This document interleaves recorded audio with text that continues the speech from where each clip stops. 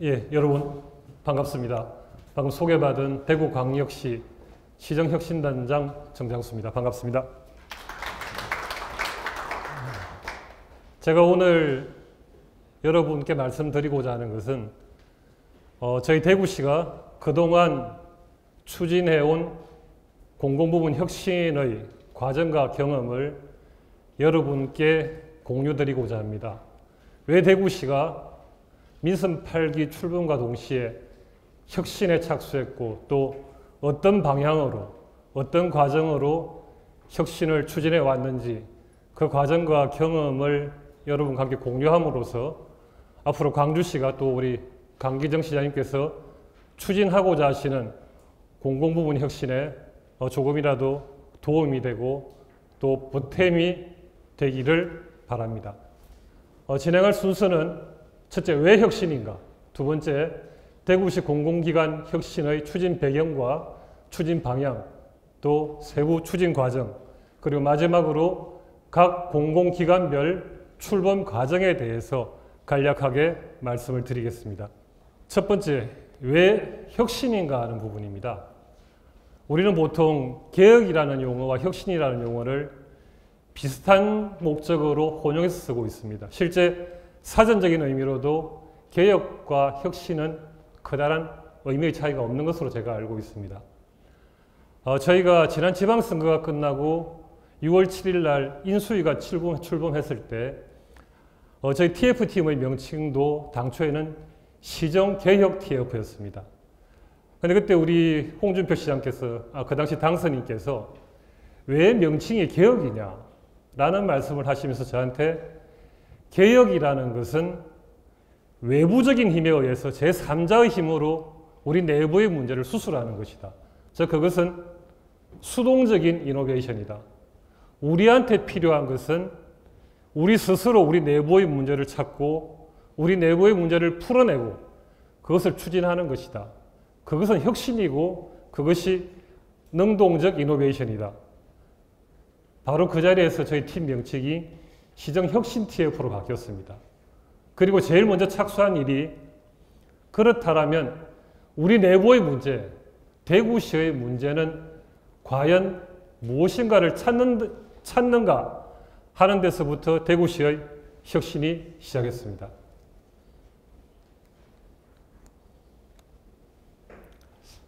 여러분이 표에서 보시다시피 대구시의 현실이 이랬습니다. 대구시는 전국에서 가장 가난한 도시입니다. 전국에서 1인당 GRDP가 꼴찌입니다. 그것도 지난 30년간 단 한 번도 꼴등의 자리를 뺏기지 않은 만년 부동의 꼴찌였습니다. 1위를 하고 있는 울산시의 절반 수준입니다. 반면에 대구시의 채무 비율은 전국에서 가장 높습니다. 물론 서울시가 가장 높습니다만 서울시는 여러분 아시다시피 재정 자립도가 90%에 육박하는 도시이기 때문에 비교의 대상이 되지 않고, 다시 말씀드려서 대구시는 전국에서 가장 가난하면서 또한 전국에서 가장 빚이 많은 도시였습니다. 그러면 대구가 왜 이렇게 지난 30년간 몰락하고 몰락해서 대한민국에서 가장 가난한 도시가 되었는가? 저희가 인수위에서 많은 의논과 회의를 거쳐서 내린 결론은 대구시의 폐쇄성이었습니다. 여러분 아시다시피 대구시는 7, 80년대 섬유산업을 중심으로 우리 대한민국의 산업화를 선도한 도시였습니다. 또한 국가 통치 권력을 창출해낸 풍패지향의 도시라는 자부심을 갖고 살았습니다. 산업화를 선도하고 국가 통치 권력을 배출하고, 그러나 불행히도 대구 시민들이 갖고 있던 이 자부심은 폐쇄적인 자부심이었습니다. 현재에만 안주하고 인재의 문을 닫고 경제의 문을 닫고 우리끼리 하겠다라는 근거 없는 우월적 폐쇄성이 대구시를 지난 30년간 몰락의 길로 이끌었던 것입니다. 결국 취업 기회가 없는 청년은 도시를 떠나고 산업 전환에 실패한 채 섬유 산업의 영광만을 생각하다 보니 주력 산업이 없는 도시가 되었습니다. 또 신규 기업을 배척하다 보니 기업이 없는 도시가 되었습니다.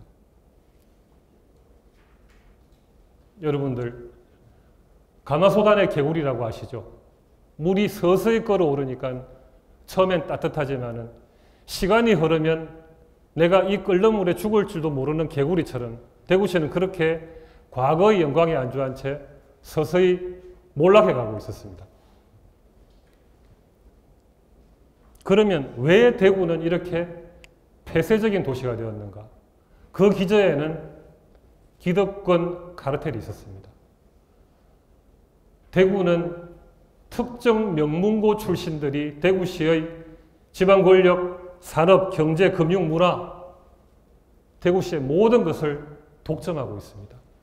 그 학교 출신이 아니면 아무것도 할 수 없는 도시. 이 기득권 카르텔이 대구시는 몰락하든 말든 우리만 잘 살면 된다라는 폐쇄성으로서 대거를 가둔 채 자기들만의 도시, 자기들만의 세상을 만들고 있는 것이 대구시의 현실이었습니다.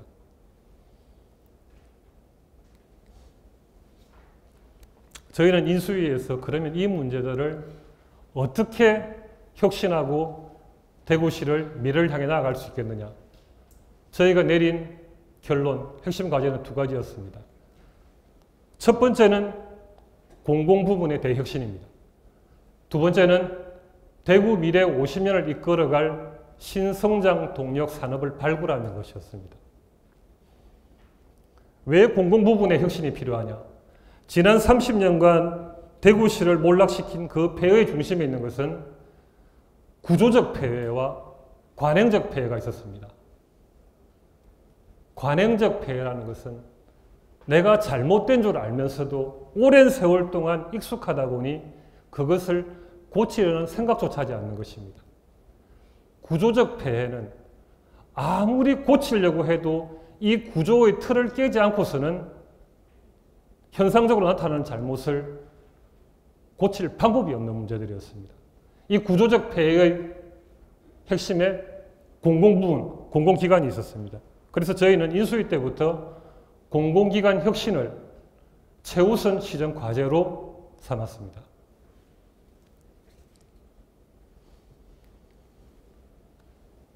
저희는 첫 번째로 각 산하기관별로 기능이 중복되는 부분, 예산이 지속적으로 낭비되는 요소들을 그대로 다 나열해서 하나하나 다 분석했습니다.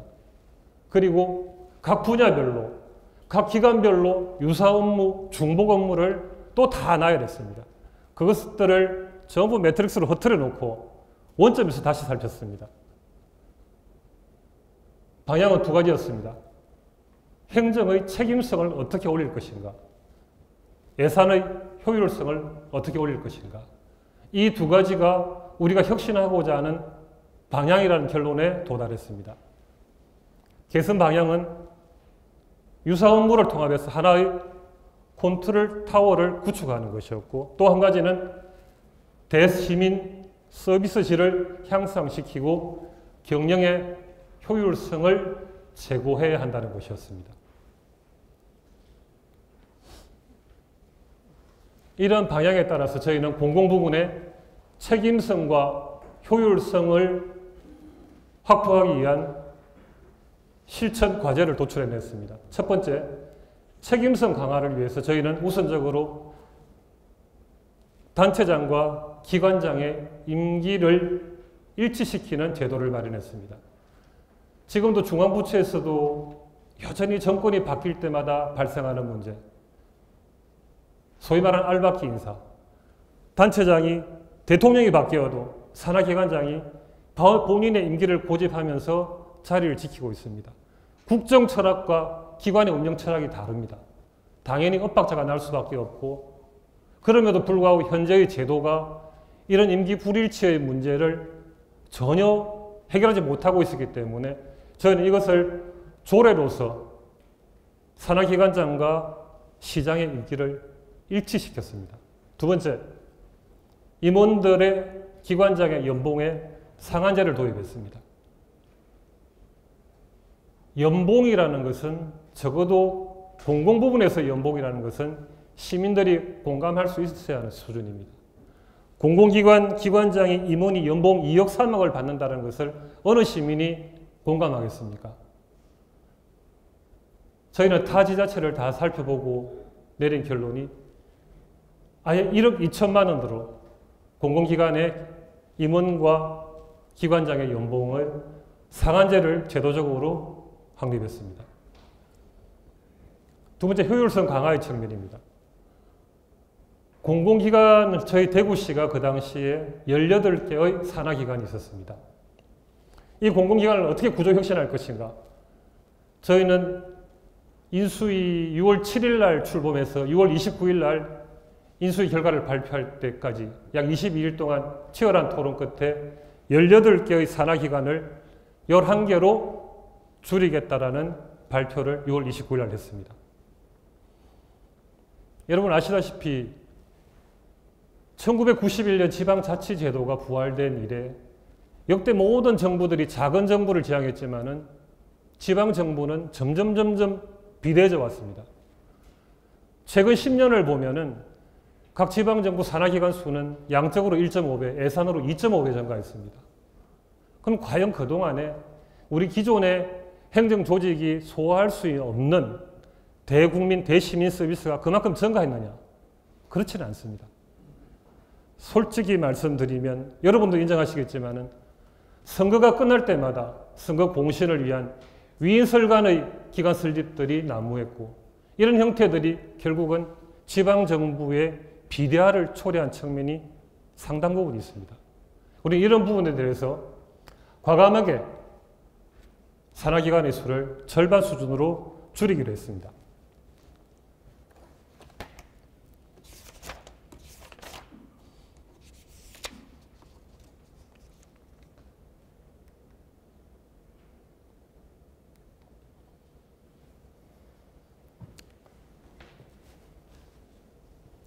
그 당시 대구시의 산하기관 현황입니다. 공사공단이 4개, 출자 출입기관이 14개에서 총 18개 기관이었습니다. 저희는 1차적으로 당시 대구 도시철도공사와 대구시 사업소로 되어 있던 도시철도건설본부, 도시철도 건설과 운영을 합해서 대구교통공사로 통합하기로 했고, 세 번째, 대구환경공단과 대구시설관리공단을 합해서 대구공공시설관리공단으로 통합. 그리고 6번에 사회복지를 위한 산하기관이 4개가 있었습니다. 대구사회서비스원, 대구청소년지원재단, 대구여성가족재단, 대구평생학습진흥원. 이 4개의 기관을 모두 하나로 합해서 대구행복진흥사회서비스로 통합했습니다. 이 7번이 가장 관건이었습니다. 문화예술 분야의 기관이 모두 7개가 있었습니다. 문화재단, 관광재단, 문화예술회관, 콘서트하우스, 오페라하우스, 대구미술관, 시립예술단. 이 7개 기관을 모두 하나로 묶어서 대구문화예술진흥원으로 통합하기로 했습니다. 이런 공공기관 통합안을 저희가 6월 29일 인수를 마치면서 발표하면서 한 가지 세운 목표가 있었습니다. 이 모든 작업을 100일 안에 끝낸다.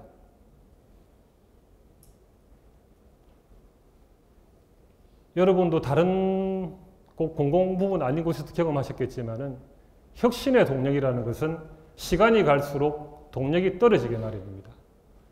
반면에 혁신에 저항하는 힘은 시간이 갈수록 조직화되고 세력화되고 그 힘을 키워가게 됩니다. 따라서 혁신이 목표한 기간 내에 완성하지 못하면 혁신의 주체가 혁신의 대상에게 지게 되는 그런 결과들을 우리는 숱하게 보아왔습니다. 그래서 저희는 이 모든 작업들을 100일 안에 끝낸다라는 내부적인 목표를 세웠습니다.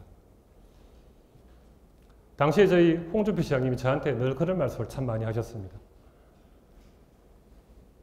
복잡한 문제일수록 단순화해라. 아무리 복잡한 문제도 결국 결론은 A가 아니면 난A다.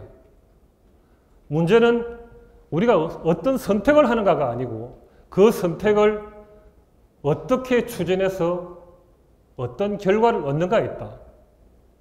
저한테 늘 그런 말씀을 많이 하셨습니다. 저는 이 혁신의 문제도 그렇게 접근했습니다. 매우 복잡한 문제들이 있습니다. 각 기관마다 이익단체가 있고 이해관계자가 얽혀 있고 노조가 있고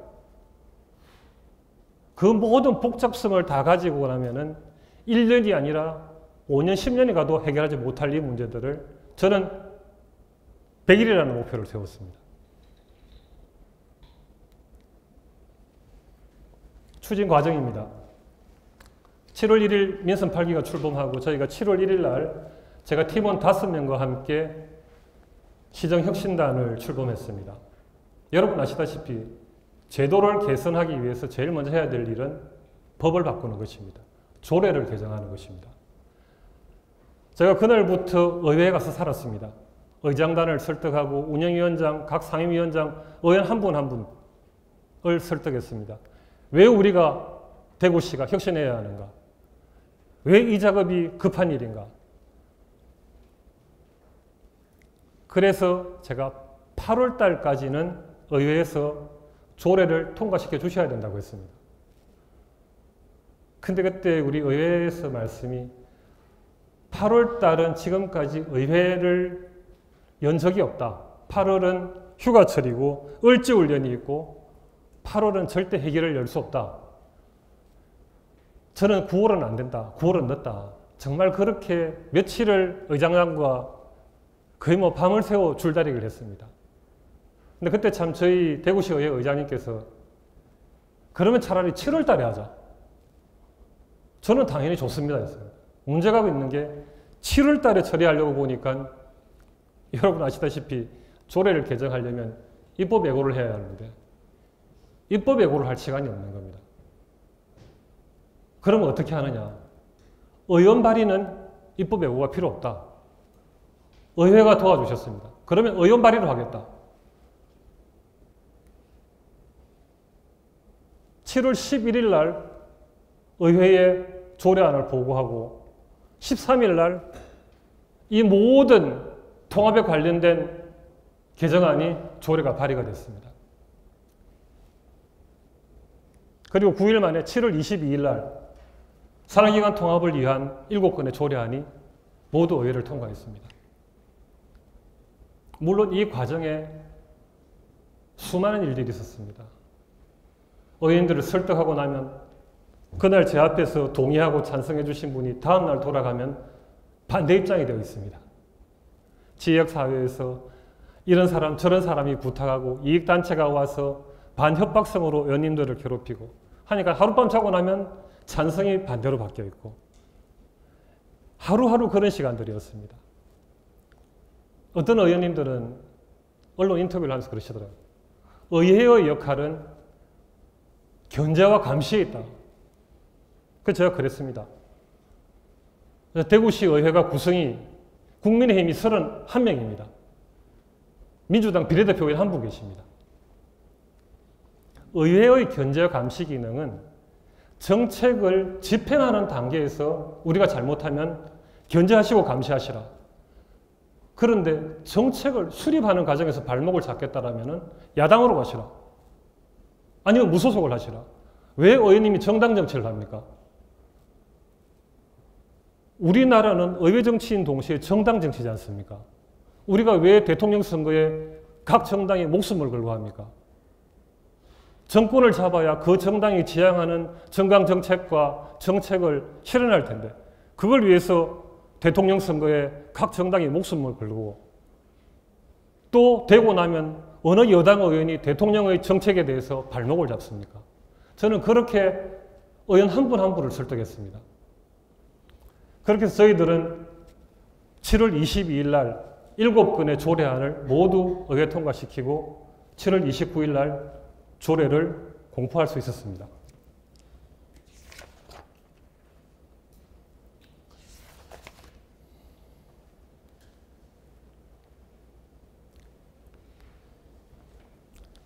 (7월) 달에 조례를 다 통과시키고 난 이제 혁신의 형식은 다 완성된 겁니다. 저희들은. 혁신의 형식은 다 완성되었고 이제 내부 내용을 채워야 되는데 저희가 이 18개 기관을 11개로 통합하면서 전부 다 기관을 없애고 새로 신규로 설립하려고 보니까 여러분 아시다시피 출자 출연 기관을 설립하기 위해서는 행안부 승인을 받아야 하고 그 사전에 타당성 조사, 공청회 이런 과정들이 최소한 1년이 걸립니다. 그래서 저희는 이것을 단기간에 해내기 위해서 통합의 모태기관을 하나 두고 그 모태기관이 다른 유사 기관을 흡수하는 형태로 이 통합을 진행을 했습니다. 그러다 보니 당연히 이제 흡수가 되는 기관의 기관장과 임원진은 기관이 없어지니까 당연히 해임이 되는 것이죠. 나머지 이제 흡수를 하는 모태기관의 기관장과 임원들은 저희가 강제적으로 이분들을 임기 도중에 해임할 방법이 없었습니다. 이 부분들을 빨리 해결해야 다음 단계인 각 기관별로 그럼 이제 혁신의 내부를 어떻게 채워서 각 기관별로 이렇게 혁신의 계획을 발표하고 추진을 해나가야 되는데 참 난감한 문제였습니다. 그때 저희가 그러니까 5월 말에 전임 시장님께서 임명하신 저희 공사공단 중에 가장 큰 기관의 기관장이 한 분 계셨습니다. 이분은 5월 달에 임명이 되셨기 때문에 사실상 임명장에 잉크도 나르지 않은 분이었습니다. 제가 그분을 찾아가서 말씀을 드렸습니다. 왜 대구시가 혁신을 해야 하는지, 왜 우리가 혁신을 하고자 하는지, 우리가 어떻게 혁신하고자 하는지 말씀을 드렸습니다. 그 다음날 그분이 스스로 보도자료를 내고 사직을 하셨습니다.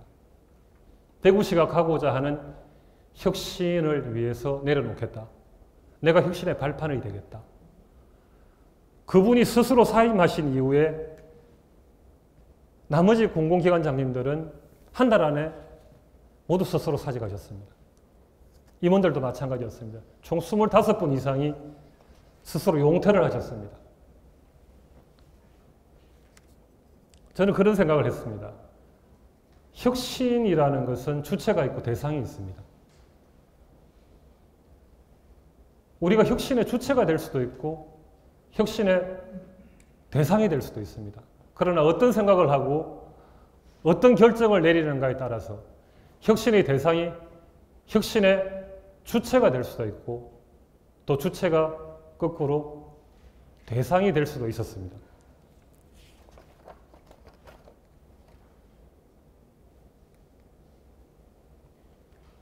여기 뭐 자료를 만들기 위해 성공 비결까지 말씀드릴 건 없고 저희가 이런 과정에서 크게 어려움을 겪었던 것이 3가지입니다. 갈등사항이 기관 통합이 있으니까 조직 구성원들이 굉장히 혼란스러워했습니다. 우선 본인의 신분에 대한, 내가 속해 있는 회사의 문제. 그래서 저희가 제일 먼저 천명한 것이, 죄송합니다. 제일 먼저 직원들에 대한 고용 승계 원칙을 밝혔습니다. 그래서 일단 내부적으로 구성원들이 동료되는 것을 사전에 차단했습니다. 두 번째, 노사와의 갈등이었습니다.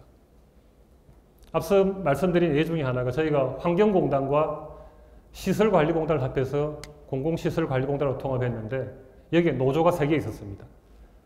시설공단에 노조가 2개 있고 환경공단에 노조가 하나 있고 노조마다 요구사항이 다르고 입장이 다르고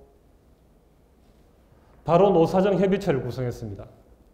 그때부터 매일매일 1대1로 각각의 노조와도 회의하고 3개 노조를 모아서도 회의하고 그렇게 노사정 협의체를 통해서 통합에 대한 동의를 이끌어냈습니다. 시의회의 반대입니다. 이건 앞에 말씀을 드렸습니다만은 조례를 개정하는 데 있어서는 뭐 시의회의 이건 절대 권력의 권한이기 때문에 저희가 참 많은 애로사항이 있었습니다만은 결국은 소통의 문제 같습니다. 내가 하고자 하는 일이 옳지 않은 일이라면 모르지만 내가 하고자 하는 일이 옳다는 확신이 있다라면 우리는 얼마든지 의회에 가서 밤을 새워서라도 설득하고 노력하면 우리가 가고자 하는 목적에 대해서 동의를 이끌어낼 수 있다는 것을 저는 이번 경험을 통해서 깨달았습니다.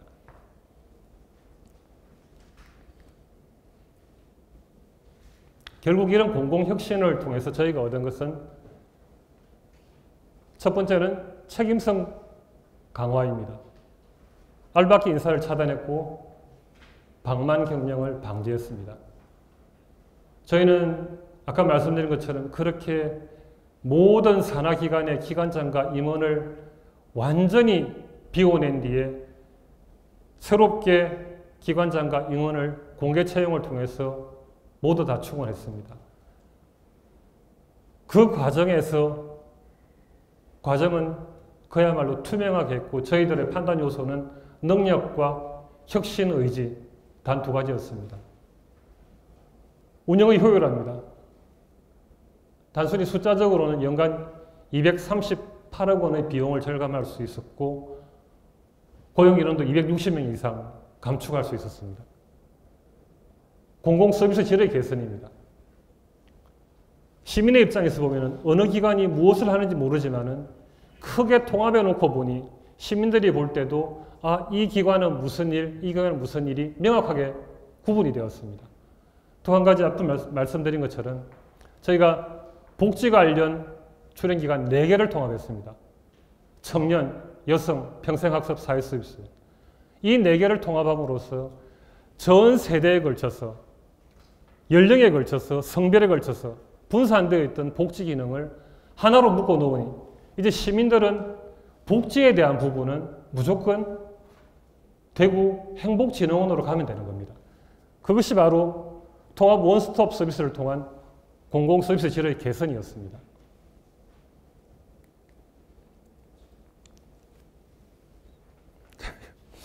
아이고, 죄송합니다. 제가 말을 계속했더니 목이 잠시 말라서. 이제는 간단하게 앞에 설명을 다 드렸기 때문에 간단하게 각 기관별로 통합과 출범의 과정을 좀 말씀을 드리겠습니다. 대구교통공사는 앞서 말씀드린 것처럼 기존에 도시철도 운영을 맡고 있던 대구도시철도공사와 건설을 맡고 있던 시사업소 도시철도건설본부를 통합해서 대구교통공사로 통합을 했습니다. 7월 29일 조례 공포, 9월 1일 정관, 10월 1일 출범. 목표한 100일보다 10일 단축해서 완료했습니다. 대구도시개발공사는 기능을 더 확대했습니다. 대구시에는 대구경북 신공항 또 군부대 이전 같은 공공개발 사업들이 그런 수요가 많이 예상되었기 때문에 그런 기능들을 더 보강해서 도시개발공사로 확대 개편했습니다. 마찬가지로 7월 29일 조례 공포에서 10월 1일 출범까지 3개월 만에 통합을 마무리했습니다. 공공시설관리공단은 기존의 환경 분야, 시설 분야로 나누어 있던 환경공단과 시설관리공단을 통합했습니다. 마찬가지로 10월 4일 출범해서 통합을 완료했습니다. 테크노파크는 확대 개편이었습니다. 저희 대구시가 갖고 있던 지식기반 서비스 산업과 ABB 산업 육성이라는 부분을 기능을 강화해서 이 부분이 지금 7월 29일 조례 공포하고 11월 1일 날 정관 조직을 정비해서 다른 기관보다 다소 늦게 되었는데 그 이유는 제가 뒤에 설명을 드리겠습니다. 디지털혁신진흥원은 당초에는 기관의 명칭이 디지털산업진흥원이었습니다. 저희는 당초에 이 기관을 테크노파크에 통합하고자 했습니다. 그런데 이 기관이 산업부 소관, 저희 시와 산업부가 5대5 출자한 기관인데 저희가 통합 계획을 발표하고 나서 산업부가 강력하게 반대해 왔습니다.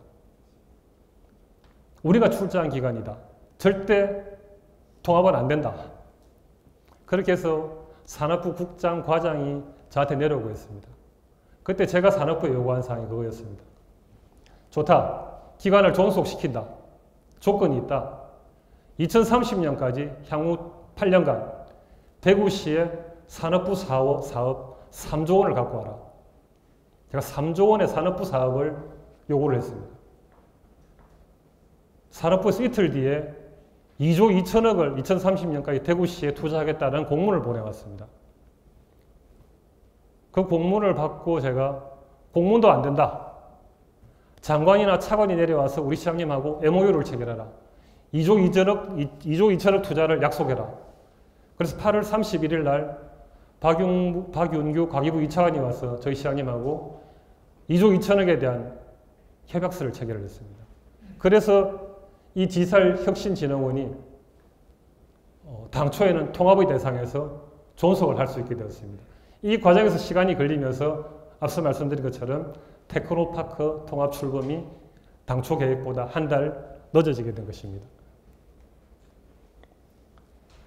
행복진흥원은 말씀드린 것처럼 복지 관련 4개 출연 기관을 모두 통합했습니다. 마찬가지로 7월 29일 조례 공포하고 10월 4일 날 통합 출범했습니다. 문화예술진흥원은 앞서 말씀드린 것처럼 문화예술에 관련된 7개 기관 단체를 모두 통합해서 문화예술진흥원으로 한데 묶었습니다. 7월 29일 조례 공포, 10월 7일 통합 출범을 마무리했습니다. 혁신 백서를 발간하면서 마지막에 발간사를 대신해서 저희 시장님이 생각하시는 혁신에 대한 말들을 정리해 놓은 내용입니다. 제가 오늘 우리 대구시의 혁신 과정과 경험을 말씀드리면서 꼭 좀 2가지만 우리 기관장님 여러분께 말씀을 드리고 싶습니다.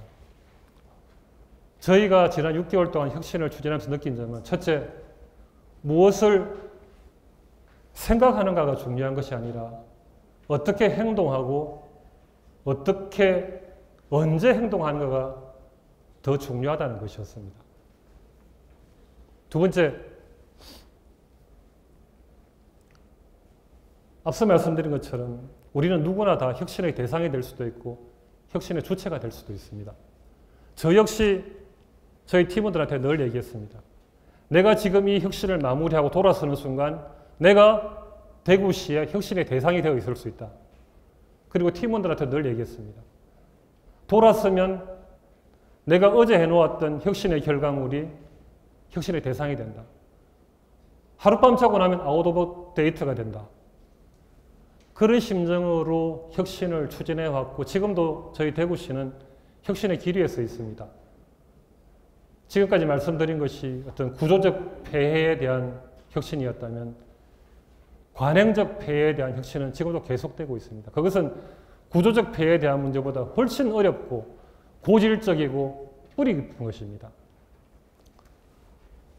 제가 드린 말씀이 우리 광주시와 강기정 시장님께서 추진하시는 공공부문 혁신에 조금이라도 보탬이 되면 좋겠고 또 지금 사실은 우리 대구시, 광주시가 공통으로 직면해 있는 문제가 있습니다.